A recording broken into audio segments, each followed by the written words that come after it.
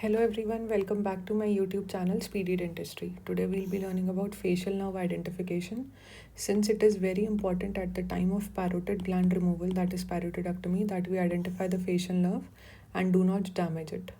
For the identification procedure, we are having three methods.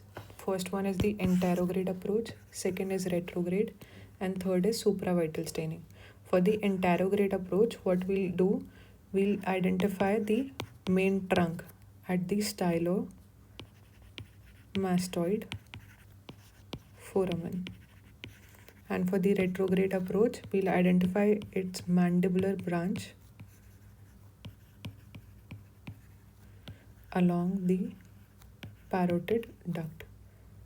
So for example, if this is the hand, this will be main trunk and the 5 branches for the mandibular branch.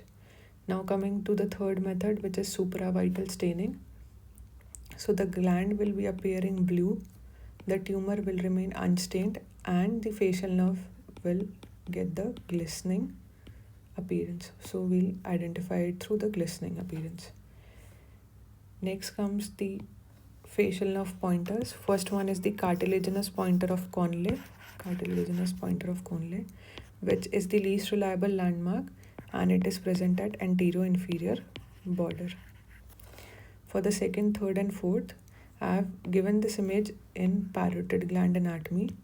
So basically, we know that this is styloid, this one is styloid, this is mastoid, this is posterior belly of digastric. So second landmark we are having is stylomastoid foramen and parotid gland. So stylomastoid foramen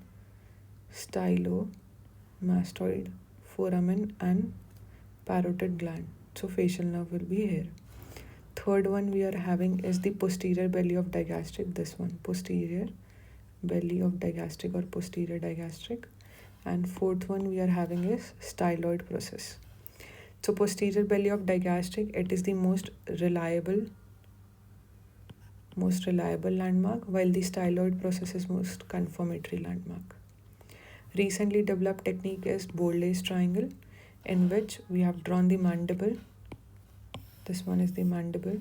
This is mastoid. So first one is the mastoid tip. Second is for the posterior belly of digastric. This is posterior surface or ramus of mandible, and this is the line joining the mastoid tip till the line comes in contact with the second line. So this we summarizes that first one is from posterior, the line joining from mastoid tip till the posterior belly of digastric. Second is for the posterior border of ramus of mandible, and third one starting from the mastoid tip till the joins the second line. Thank you for patient listening, and in next video we'll be discussing about the skin incisions which are commonly used for parotidectomy.